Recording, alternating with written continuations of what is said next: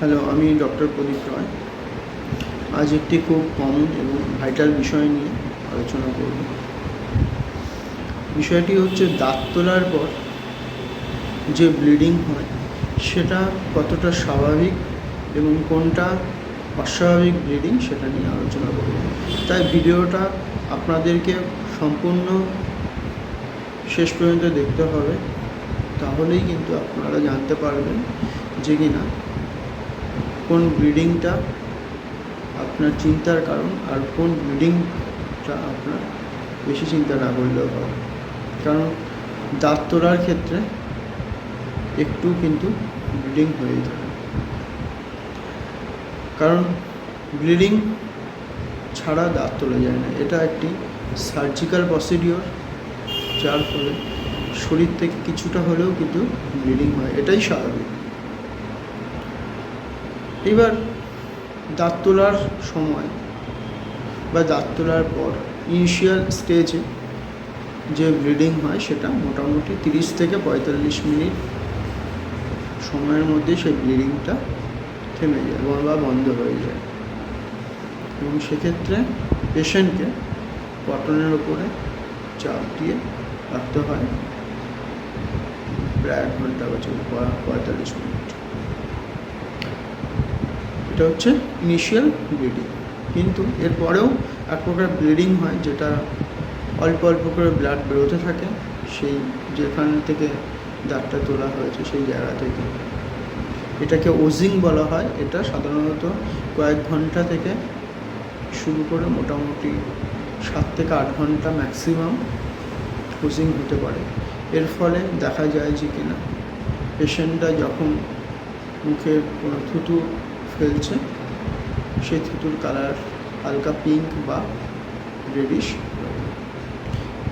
এই ওজিং বা initial bleeding যদি কোনো পেশেন্টের হয়ে থাকে তাহলে এটা খুবই স্বাভাবিক একটি ঘটনা বা বিষয়। সুতরাং এই ব্যাপারে কোনো অতিরিক্ত টেনশন করার পেশেন্টদের কারণ নেই।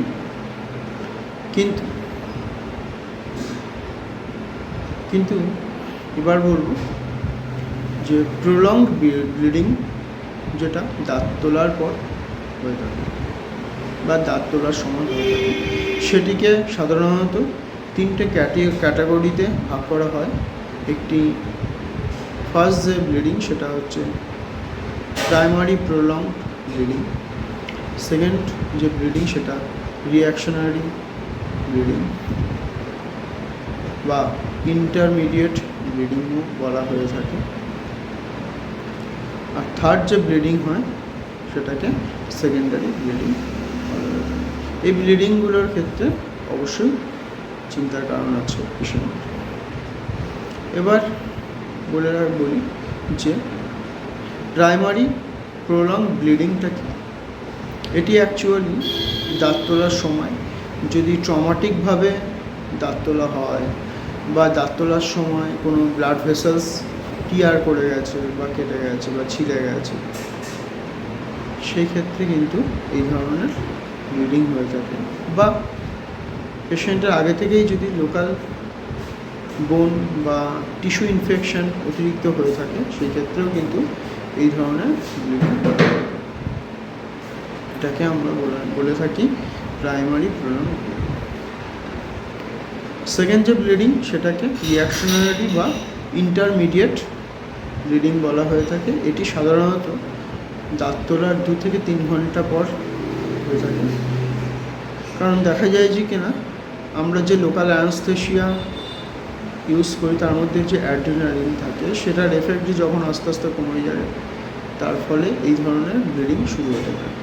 অথবা দাঁত তোলার পর যে টুথ সকেট, সেখানে যে ব্লাড ক্লটটা হয়েছিল সেটা যদি কোনো কারণে রিমুভ হয়ে থাকে তাহলে কিন্তু এই ধরনের ব্লিডিং। অথবা কোনো পেশেন্টের যদি হাই ব্লাড প্রেশার থাকে বা কেউ দীর্ঘদিন ধরে ব্লাড থিনার যে মেডিসিনগুলো আছে সেগুলো খাচ্ছে, সেই ক্ষেত্রে সেগুলোর সাইড এফেক্ট হিসাবে এই ধরনের ব্লিডিং, রিঅ্যাকশনারি ব্লিডিং হতে পারে দাঁত তোলার 2 থেকে 3 ঘন্টা। এবং সবার শেষে যে ব্লিডিং হয়ে থাকে সেটাকে বলা হয়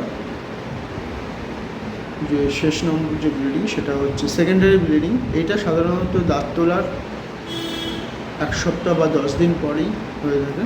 এই ক্ষেত্রে দেখা যায় যে কিনা প্রলং বা সিভিয়ার ব্যাকটেরিয়াল ইনফেকশন হয়ে গেছে সেই জায়গায়, এবং যার কারণে সেই জায়গা থেকে ব্লিডিং হচ্ছে, এবং সেই ক্ষেত্রে ভালো অ্যান্টিবায়োটিক অ্যাডমিনিস্ট্রেশন করার দরকার আছে, এবং এই ক্ষেত্রে ডাক্তারের পরামর্শ অবশ্যই নিতে হবে। ধন্যবাদ সঙ্গে থাকার জন্য, এবং বললাম যে কিনা এই ভিডিওতে কত প্রকারের ব্লিডিং হয় এবং কোন ব্লিডিং হওয়ার ক্ষেত্রে পেশেন্টের বা রোগীর টেনশন করা দরকার আছে সেটাও আপনারা জানতে পারবেন। তাই ভিডিওটা ভালো লাগলে অবশ্যই লাইক করবেন। বাই।